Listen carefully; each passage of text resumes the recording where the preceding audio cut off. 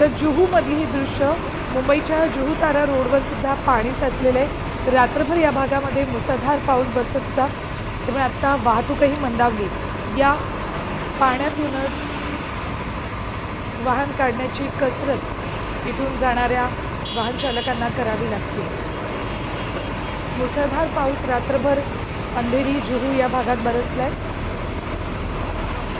त्यामुळे साधारण 1 फुटापर्यंत पाणी या ठिकाणी साचले।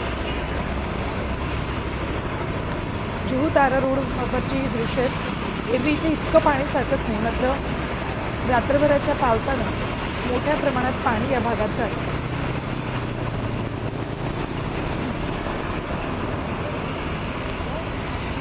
मुंबई आणि कोकणाला आज रेड अलर्ट दिलेला आहे। रात्रभरापासून खरं तर पाऊस बरसतोय, त्यामुळे पाणी साचलेलं आहे आणि त्यातच रेड अलर्ट दिल्यामुळे सखल भागांमध्ये मोठ्या प्रमाणात पाणी साचण्याची शक्यता आहे।